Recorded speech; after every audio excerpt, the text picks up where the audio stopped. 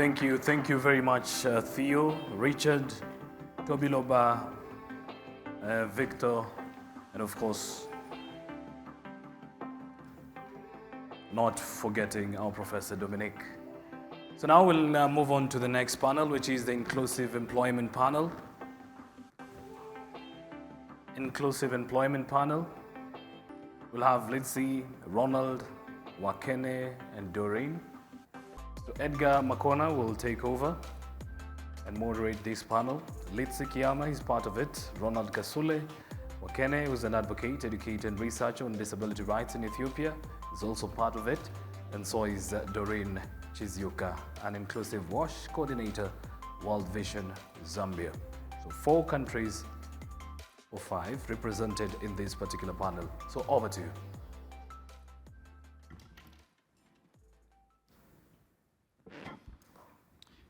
Thank you so much, Ted. So my name is Edgar Makona. I'm wearing a blue, should be a dark blue, suit with gray pants, specs, and I'm smiling. And in a blue, white checked shirt. If you can hear me, kindly clap once. Good, so that means that we are communicating. So my name is Edgar, as I mentioned. I work with Leonard Chisha. I'll just briefly talk about what we do. But I am the consortium monitoring, evaluation, and learning manager.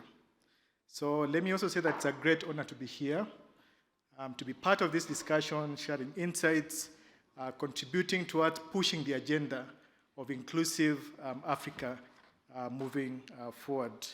But let me also say that I'm not alone. We have a big team outside there, tuned in, of course, across Africa, across Asia, in London, and we're all happy and excited to be part of this very wonderful discussion. So who are we? I'll just briefly describe who we are, and then I'll get into the panel discussing about the solutions towards employment. So just a short brief about Leonard Chisha for those who have no idea who we are. We are an international pan-disability and a leading charity based in the UK. We support persons with disabilities to live, to learn, to work as independently as they choose to. In Kenya, we are supporting 3 main programs, which is around inclusive education, economic inclusion, and safeguarding. So I was just excited and happy to hear about the issues of inclusive education, talking about the school-based inclusion aspects that we've also been able to contribute towards. And we agree with Toby around this. In terms of economics, so this discussion will just narrow down to inclusive employment, on what exactly are we doing in the world of employment. But just before that, I'll just share a small case study of what we've been able to do as Leonard Chisha, and then open it up for discussion to the rest of the panelists. So our economic inclusion model basically narrows down to ensure that people with disabilities receive end-to-end support to enter and remain into employment. You will agree with me that persons with disabilities face a lot of challenges, economic challenges towards getting jobs, but then even staying within the job. So workplace issues becomes a big thing. And this is just both for formal employment and informal. It's even more worse in the informal sector, where you really have to work extra hard for you to be able to access, but then just earn a living out of it. So we enable families to secure sustainable income and support through the status into the society, and we also work with employers to create inclusive workplaces. So as LC, we're giving a good enabling environment, but of course we'll be hearing more about the employers. And I'm also excited just to see Safaricom here, because it has been also one of the biggest employers of persons with disabilities within.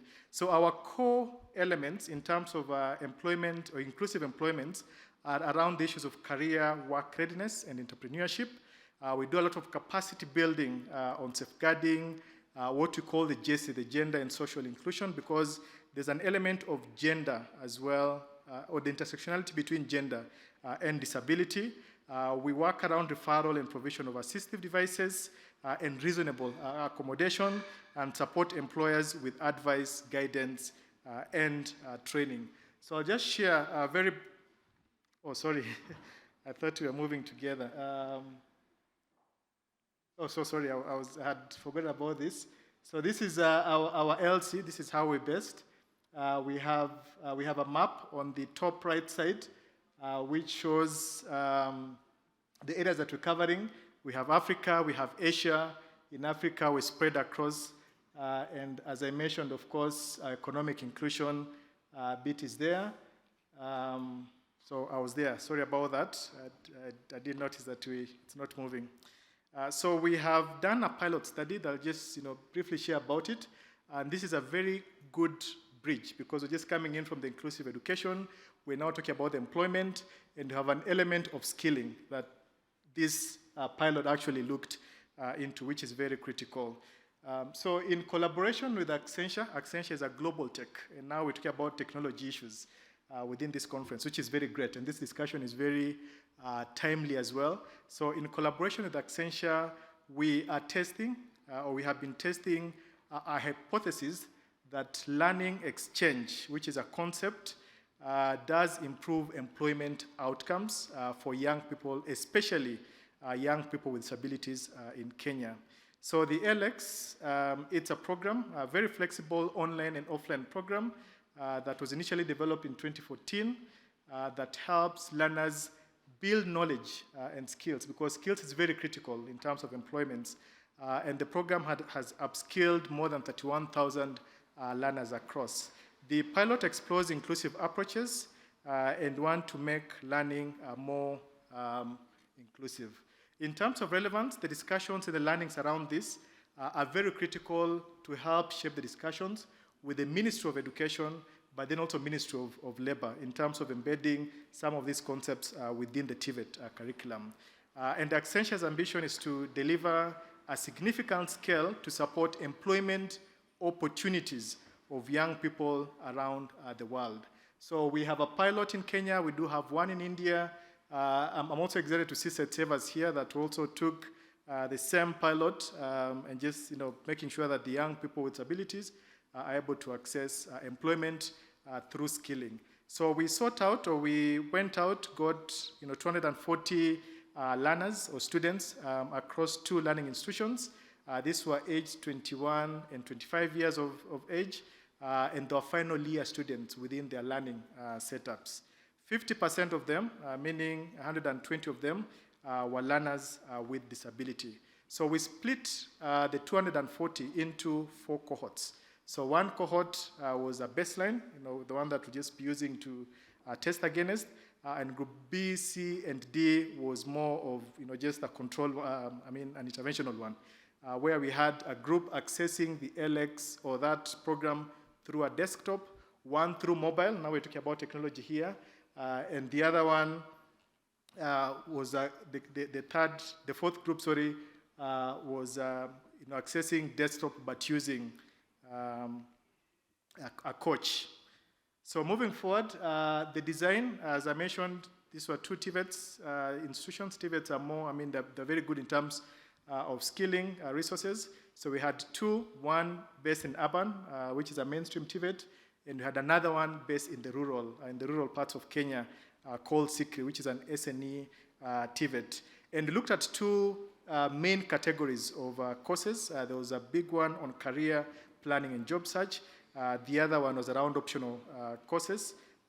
And our focus was just more on integration within the career centers. So in terms of the findings, we tracked the learners through a period of time, and out of the 180, 118 of them were able to enroll and access the course. 119 of them actively accessed the course, and they were able to undertake at least one course, and we had 74 learners who completed.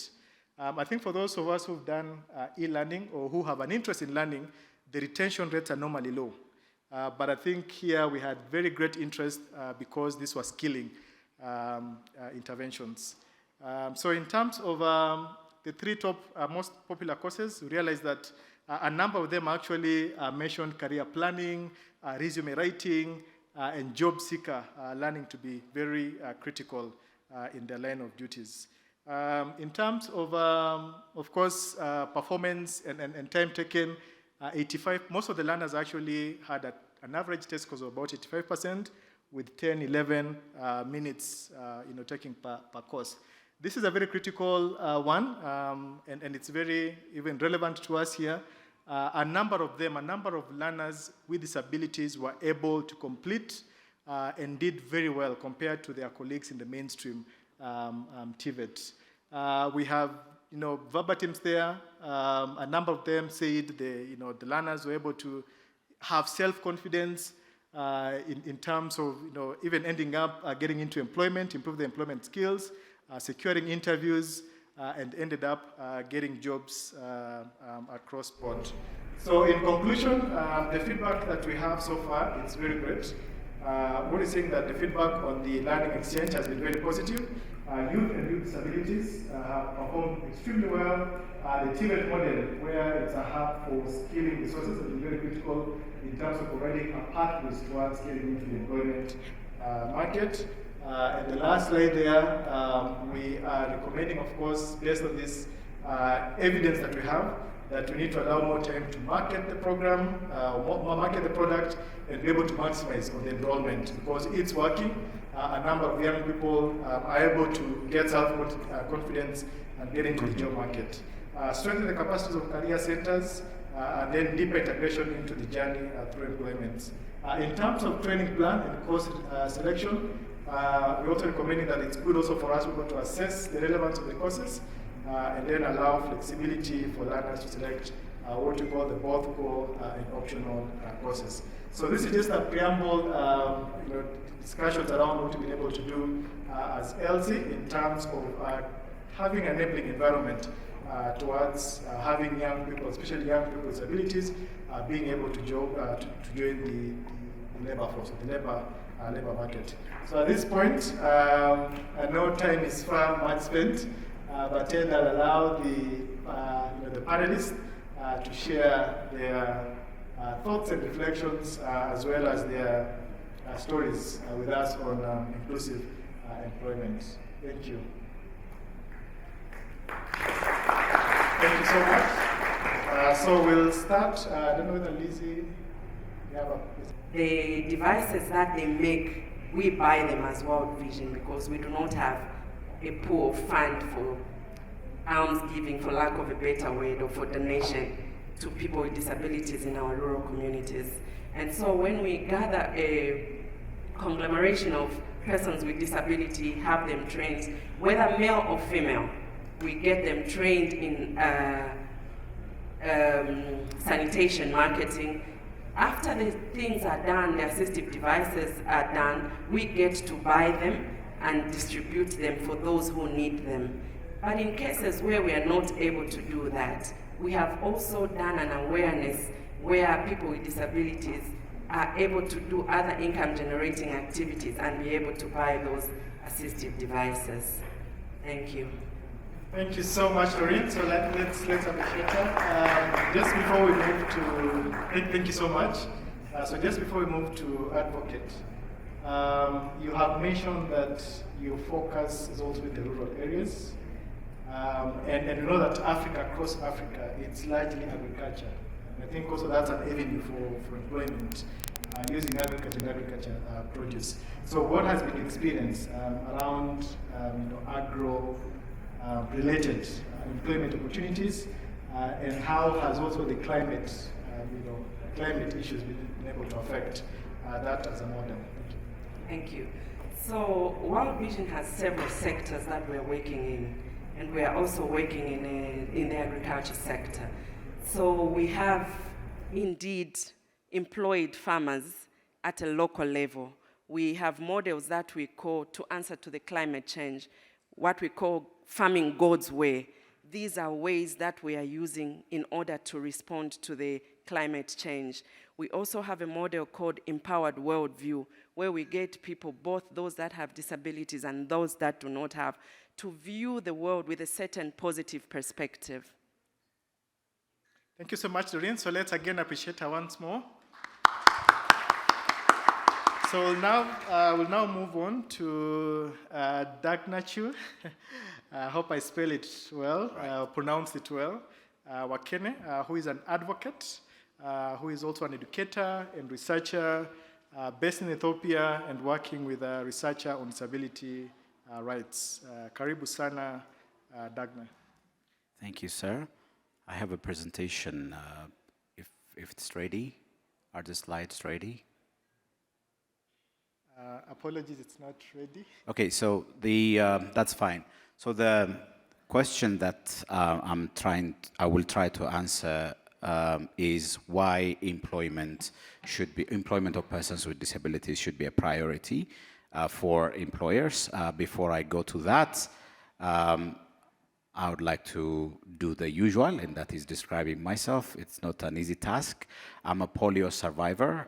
Since I was 5 months old, polio affected both of my legs and my left hand. I wear full leg braces on both legs. I'm wearing a yellowish Ethiopian traditional attire vest that has a bit of ornaments on its sides. I'm wearing a black shirt, black trouser, and I'm also using a reading glass with black frame. So in terms of why employment of persons with disabilities should be a priority for employers, I have identified 3 key imperatives. The first one is an economic imperative. The second one is what I called a moral imperative. The third one is what I refer to as a legal imperative. And I would like to mention that I'm a lawyer by training, currently a doctoral candidate at the University of Pretoria, Faculty of Law. In terms of the economic imperative, well, we have a dearth of data, an acute paucity of data on the price of exclusion of persons with disabilities, as you all know. But there are some studies out there, especially done by the International Labour Organization. And one of those studies indicates that, and this study covered 10 countries of middle-income countries as well as least developed countries, including my own country of Ethiopia. It indicates that due to the exclusion of persons with disabilities from the labor force, countries lose between 3 to 7% of their gross domestic product. For anybody who has studied economics, you would know that this is a massive number. Just because of the exclusion of persons with disabilities from the workforce, countries lose 3 to 7% of their GDPs. And then there is, in relation to this false narrative that inclusion of persons with disabilities is expensive. It's an expensive endeavor compared to exclusion. That reminds me of the saying, if you think education is expensive, try ignorance, right? Because ignorance is much more costly than being educated and spending anything for investing anything on education. The same logic applies for inclusion, the cost of inclusion versus exclusion. The benefit of inclusion cannot in any way be compared to the cost burden of exclusion. And that is related also to the data that I just mentioned. So that is an economic imperative. And then there is a moral imperative. There are 3 points I would like to mention under what I refer to as a moral imperative. The first one is disability is, or it may be a lived experience for many, currently at least 1 billion persons in the world, according to the World Report on Disability. There are 1 billion persons with disabilities. Now, that's a lived experience for 1 billion persons with disabilities. But it is a possibility for anybody, everybody. There is no human being who, in their right mind, can tell me that they are immune from disability at any point in time. At least when age catches up, we will have to deal with one or another form of limitation. So this is about all of us. It's not about some of us. That is one moral imperative. The other one is inclusion should not be considered as a program or a project or something we do when we have availability of funding here and there. Inclusion, first and foremost, is a mindset, and it should be treated as such. Whether we have any kind of partnership with such and such donor or not, as a mindset, that is a culture and an attribute that we should have to be inclusive. And in my world, I consider inclusion as an indicator of civilization. If an organization, a company, an employer is inclusive, they are civilized. If they are not, they are uncivilized. As simple as that. It is an indicator of one's civilization. And it is first and foremost a mindset. And not a program, not a project. Please do not consider inclusion as an object of a certain project. The other one is the biggest barrier in disability, as my good friend Haben mentioned this morning. The biggest barrier is not the impairment. The biggest barrier is not the fact that I'm a polio survivor that prevents me from accessing services or etc. The biggest barrier is not the impairment, but the impression. Your impression about who I am when you see me walking, for instance, when you see any person with disability walking up to this stage, what do you feel first? Test yourself. I mean, try to exercise this as a bit of a litmus test. And what do you think after you maybe hear our personal testimonies or after you hear our presentations, etc.? Disability is not about the impairment. It is about the impression. And that's what most employers seem to overlook. The other moral imperative, the other point under moral imperative is this issue of ableism, which, again, my good friend Haben described very well this morning. Ableism, my good friends, colleagues, comrades, ableism comes in the same category as racism, sexism, and all those nonsense isms out there. Why? Because the Crpd, the Convention on the Rights of Persons with Disabilities, Article 1, if you know what it says, it describes disability as what? As an inherent identity. There are a lot of people with disabilities out there who describe their disabilities as their identity, including myself. So if you discriminate someone based on their identity, then that is no different from racism, sexism, and, as I said, all those other nonsense isms out there. Because it's identity-based. I haven't chosen, nobody chooses their gender. Nobody chooses their race. Nobody, at the same time, has chosen to be a person with disability or not. So it is an identity-based discrimination, and that's what most employers deal with. The other point under moral imperative is this issue of special needs versus specific measures. There is no concept under international disability law, contemporary international disability law, there is no such concept as special need. My need to go to school, my need to be educated, my need to be employed is no different from anybody's need to be employed or educated just because of my disability. What is different, however, is the specific measure that has to be provided in order for me to fully participate in society.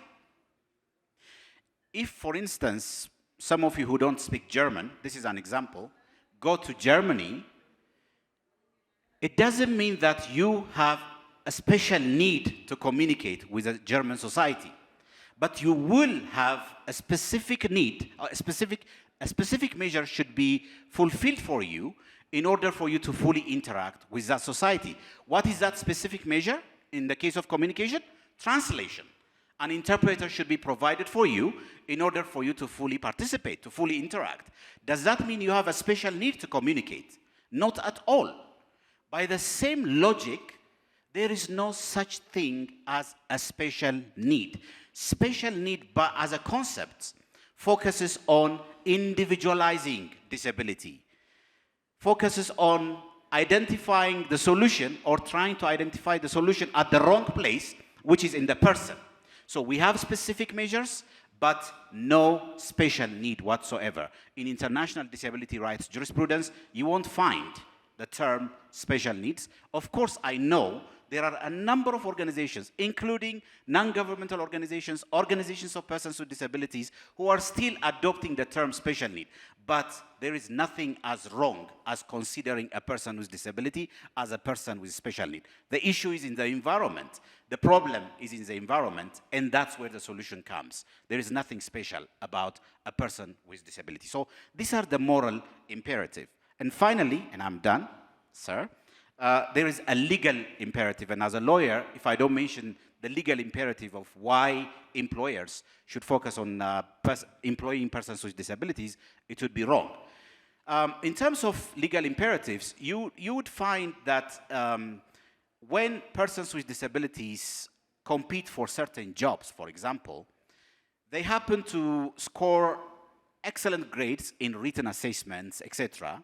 But by the time they get to the interview stage, after having been shortlisted, the interviewers, the recruiters would now have a chance to see that that person has one or another form of disability. So just to ensure political correctness, they would interview that person, but they would tell them a few days later that they haven't made it for this position. How do you prove the intention of those recruiters to discriminate? How do you prove an intent to discriminate, my friends? It's very difficult, right? You can't prove an intent to discriminate. And that's what a lot of employers have been using as a loophole. But the legislations of many countries, including my own nation, Ethiopia, have now proposed and have now adopted, including Kenya, by the way, a legislative framework where a person with disability competing for a certain job does not have the burden of proof to prove an intent to discriminate. What I can do under Ethiopian law, for example, is I will compete for that job, I will do my written assessments. Oh, so maybe you can, thank you for bringing the slides. So I will compete for that job, and at a point, if I believe that the employers, the potential employers, are trying to discriminate against me based on my disability, then I will go to the court and file my charges. It would be up to the employers to disprove that they have not tried to discriminate with cogent evidence. Because this issue of burden of proof has been preventing a number of persons with disabilities, thousands of millions of persons with disabilities. It has been discouraging us from proceeding or pursuing legal measures against implicit bias, against implicit discrimination. So there is this issue of, or there is this legal practice of shifting the burden of proof from persons with disabilities to potential employers that discriminate based on disability. The other point under legal imperative is, we can keep it in the previous slide, is the issue of representation. Now, when was the Crpd adopted? You all know the UN Convention on the Rights of Persons with Disabilities. Our convention was adopted in 2006. It entered into force in 2008. Over the past decade, more than a decade, one issue, even after the CRPD entered into force, one Achilles heel of our disability rights movements is that the cause of disability keeps being represented by persons who do not have a lived experience of disability. My friends, no amount of studies, no amount of degrees, PhDs, expertise on disability can replace one's lived experience of disability. And because of this tendency, when our Africa Disability Protocol, which was recently adopted in my own home country, Addis Ababa, Ethiopia, in 2008. We now have the Africa Disability Protocol. It's still being signed and ratified by African nations. It has not yet entered into force. But unlike the CRPD, there is a specific provision on self-representation in the Africa Disability Protocol. Article 22 of the Africa Disability Protocol exclusively talks about self-representation because it has been an Achilles heel. People seem to talk on behalf of persons with disabilities without having that lived experience. Now, some 70, 80 years ago, it was okay. I'll give you 2 minutes. All right, I'm almost done. I'm almost done. Some 80, 70 years ago, it would be okay for men, for example, to talk on behalf of women, right? This used to be okay. Now, we are in a situation where it is okay for persons who don't have a lived experience of disability talking about persons with disabilities. I have a vision that 20 years down the line, or maybe less, it would be shocking for all of you to hear a person who doesn't have a lived experience of disability representing and talking on behalf of persons with disabilities. Collaboration is fine, but subrogation and misrepresentation is not, and it's legally outlawed. Last slide, please. We need to distinguish between these three concepts that we're talking about the whole day today. Accessibility, universal design, reasonable accommodation. I only need 1 minute.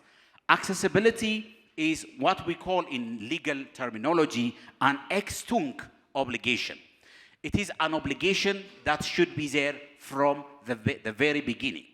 Accessibility is systemic inclusion.